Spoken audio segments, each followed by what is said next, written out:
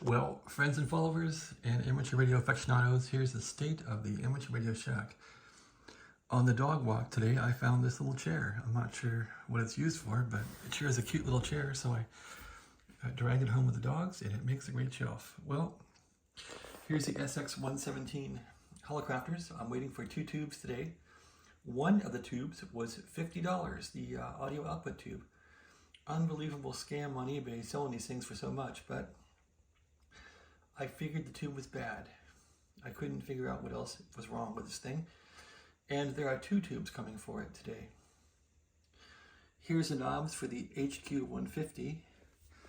I did scrub those off really well a couple days ago. And I'm gonna paint them once they're back on the radio, I think.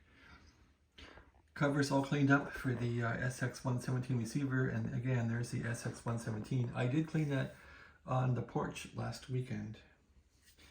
Here's the cover for the HQ-150.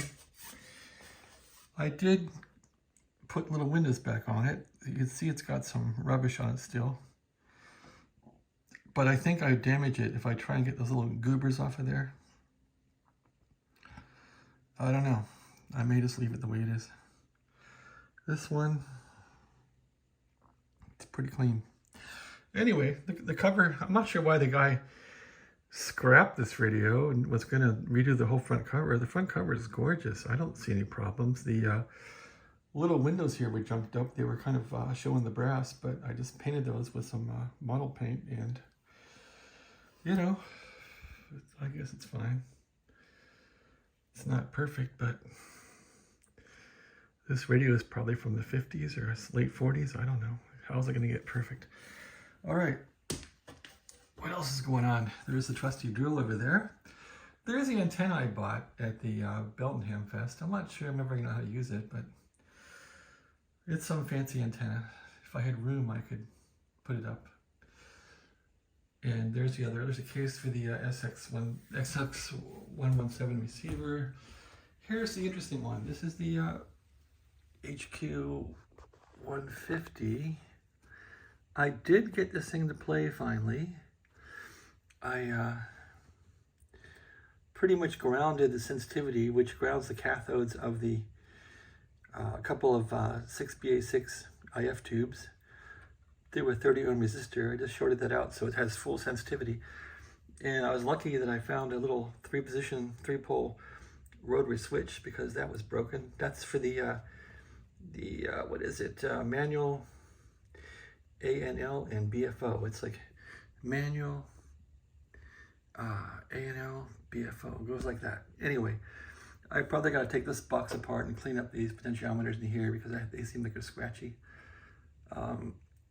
I'm not going to open up the VFO cabinet, I don't think. I don't want to do that. If you look at the clearance here, there's like 0.5 millimeter of clearance. It's unbelievable. All right, and I did go through this radio and lubricate the band switch and cleaned it up best I could. I think I'm out of detoxit, or I lost some of it. I also put a line cord in this thing, as you know. All right, and that brings us over to, look at that mess over there. This transmitter. This thing's working. I don't have a decent mic connector for it, so I have the mic kind of jammed on with alligator clips, which is pretty primitive. And jammed onto there. I did make a transmission on sideband to my brother, AF0CM in Iowa. He heard me.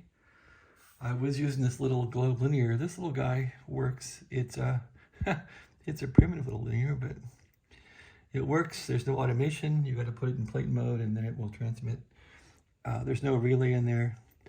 So this little linear was used before they had the concept of TR relays inside the radio and TR relays inside the linear. So I would have to butcher this thing a bit and get a relay in there to make it compatible, I guess, with modern day tech. But I haven't even opened it up yet to see what's in there. Not even sure I want to.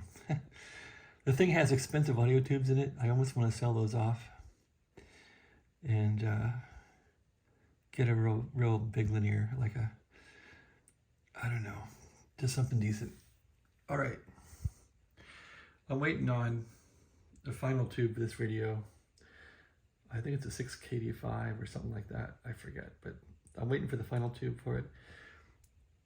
The guy that owned this thing damaged the cans on it. He was diddling with them. He probably tightened up the slugs too tight.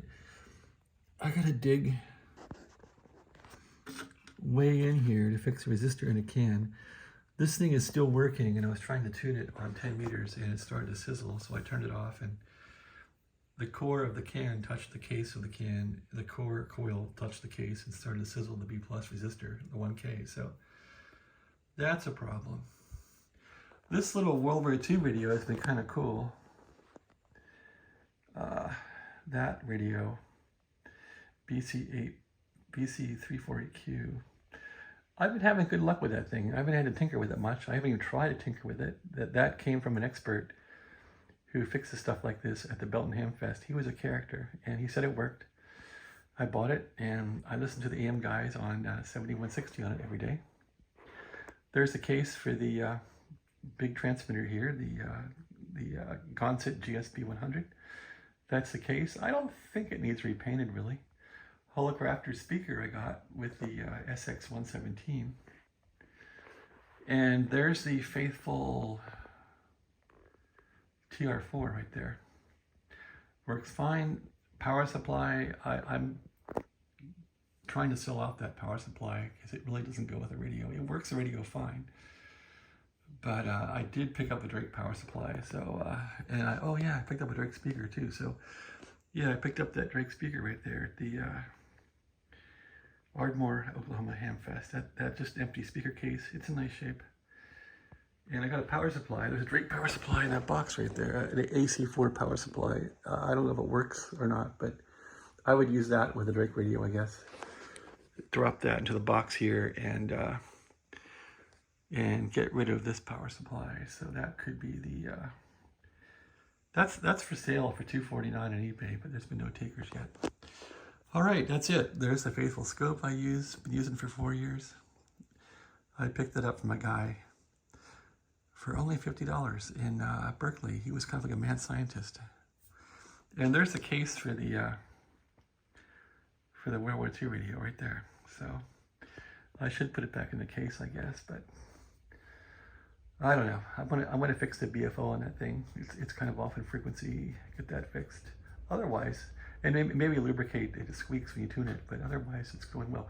I picked up these big speakers along the roadway when I was in the neighborhood on trash day. Trash day is Monday, and I was out walking around and I saw those thrown out, and I thought, man, those would be great for radios. I guess they're like TV speakers or something. So picked up 2 of those, and they seem to work great for the radios here. So I have them there, using them for testing and all that.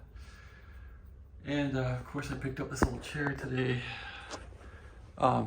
It's a great shelf. I don't want to keep rolling this chair over here to the radio area. I'll just put the other chair there and use it over there. So this is probably gonna become a radio area eventually. That's my little rendition. All right, I gotta get back to work, but thanks for watching my video. This is my messy office and messy radio room. I guess I'll clean it up once I get the radios all put back together, then I neaten the room up. You know my drill. You know what I do. You guys are used to me. All right. Everybody have a safe and wonderful day. Thank you. Take care.